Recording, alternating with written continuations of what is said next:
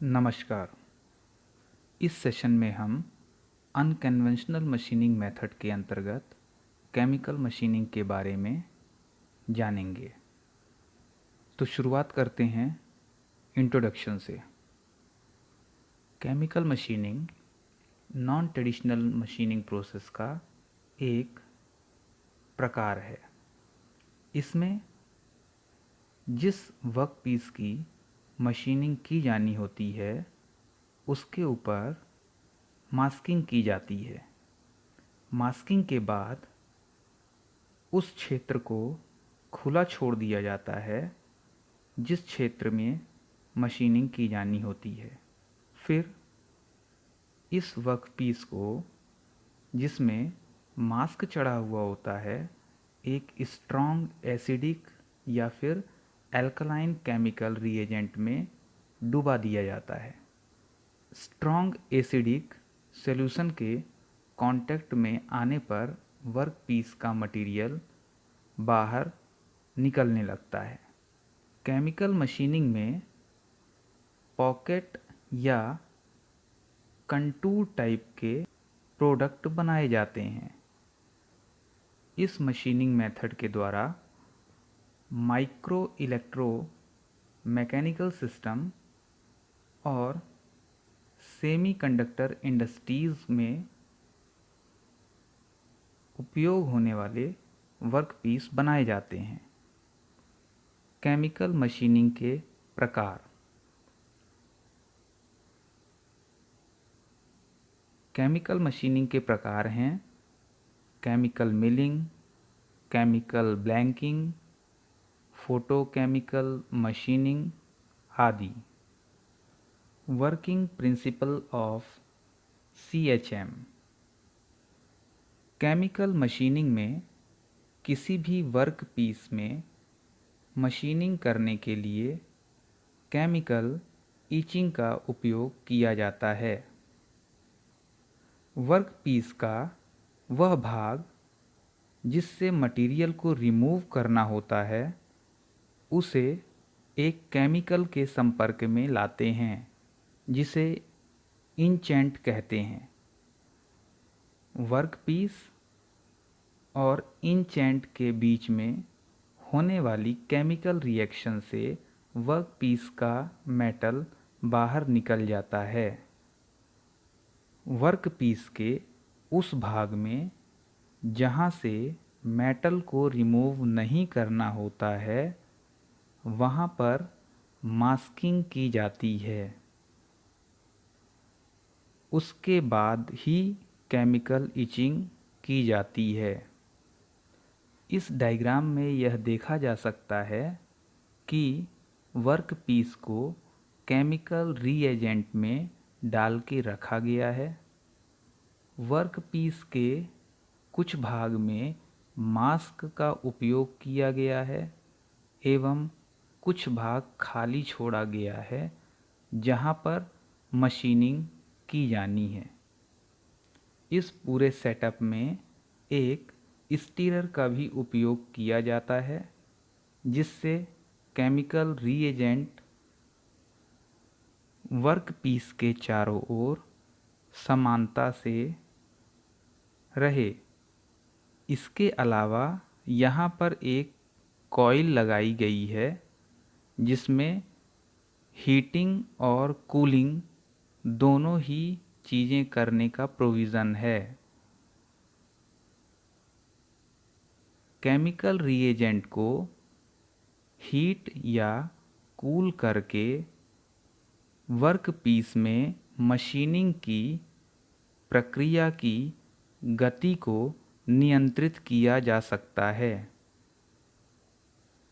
Chemical machining के इस setup में वर्कपीस को रखने के पहले वर्कपीस तैयार किया जाता है।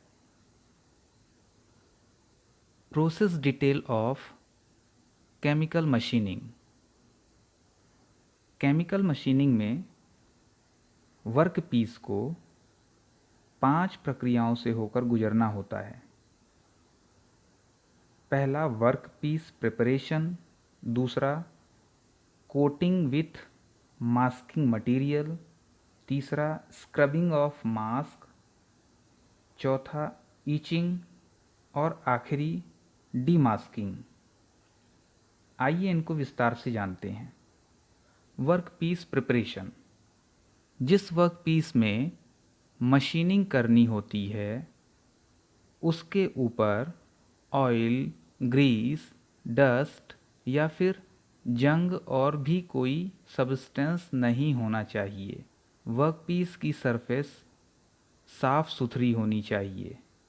वर्कपीस की सरफेस को साफ करने के लिए मैकेनिकल और केमिकल दो तरह की मेथड का यूज़ किया जाता है। ज़्यादातर केमिकल मेथड का उपयोग सरफेस को साफ करने के लिए किया जाता है, क्योंकि इस मेथड का उपयोग करने से सरफेस कम से कम डैमेज होती है। साफ सुथरे वर्कपीस के ऊपर मास्क की कोटिंग की जाती है। वर्कपीस में मास्क ऐसे मटेरियल का लगाया जाता है जिस पर मशीनिंग के दौरान उपयोग किए जाने वाले केमिकल का कोई भी प्रभाव न पड़े। मास्किंग के पश्चात स्क्राइबिंग की प्रक्रिया की जाती है। इस प्रक्रिया में वर्कपीस की सतह में लगे हुए मास्क को उन जगहों से हटाया जाता है जिन जगहों में मशीनिंग की जानी होती है, क्योंकि मास्क उस मटेरियल का बना होता है जिस पर केमिकल का कोई भी असर नहीं होता है। अतः वर्कपीस और केमिकल रिएजेंट के बीच में केमिकल रिएक्शन करने के लिए वहाँ से मास्क को हटाना आवश्यक होगा। स्क्राइबिंग के पश्चात ईचिंग की प्रोसेस की जाती है। ईचिंग की प्रोसेस पूरी प्रक्रिया का सबसे अहम चरण होता है, क्योंकि इसी प्रोसेस के अंतर्गत वर्कपीस की मशीनिंग की जाती है। मशीनिंग के लिए वर्कपीस को जिस केमिकल रिएजेंट में डाला जाता है उसे ईचेंट कहा जाता है। वर्कपीस को ईचेंट में डाले जाने पर वर्कपीस के उस भाग में जहां मास्क नहीं लगा होता है उस भाग की मशीनिंग होने लगती है, अर्थात उस भाग से मेटल हटने लगता है। मशीनिंग की प्रक्रिया पूरी हो जाने के पश्चात वर्कपीस को केमिकल रिएजेंट से बाहर निकाल लिया जाता है और वर्कपीस को सबसे आखिरी प्रक्रिया, जिसे डीमास्किंग कहा जाता है, से होकर गुजरना पड़ता है। इस प्रक्रिया में मशीन्ड वर्कपीस की सतह पे जो भी मास्किंग रहती है उसे अलग करने का कार्य किया जाता है। मास्किंग को हटा देने के पश्चात हमारा वर्कपीस पूरी तरीके से तैयार हो जाता है। Application of chemical machining.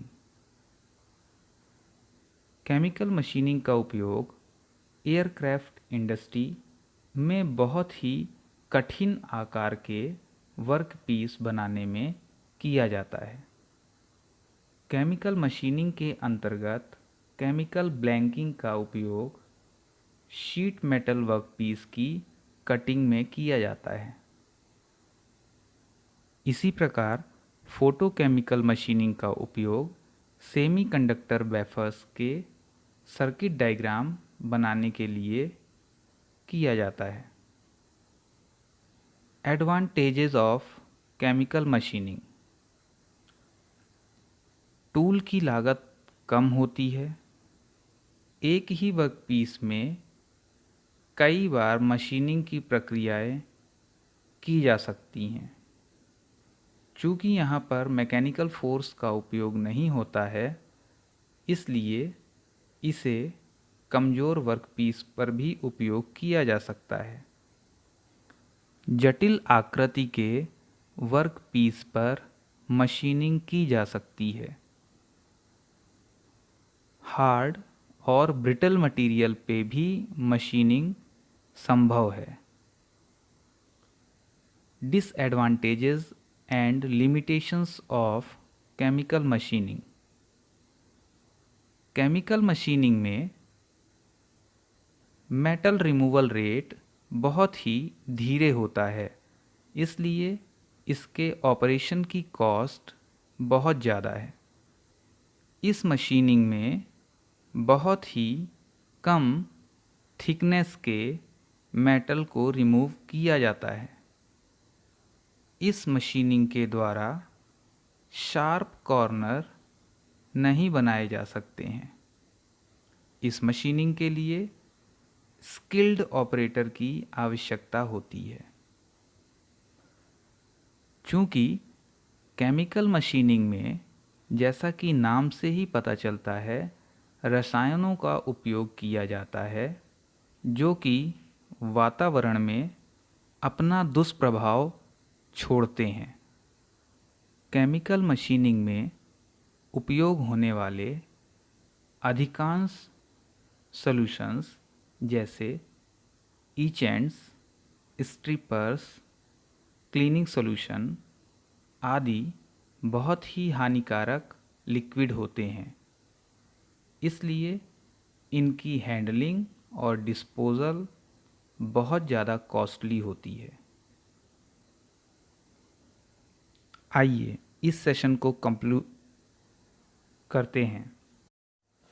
इस सेशन में हमने केमिकल मशीनिंग के introduction, type, working principle, CHM की प्रोसेस डिटेल, सीएचएम के एप्लीकेशन और एडवांटेजेस और डिसएडवांटेजेस के बारे में जाना। आशा करता हूँ कि यह सेशन आपके लिए ज्ञानवर्धक एवं रोचक रहा। धन्यवाद।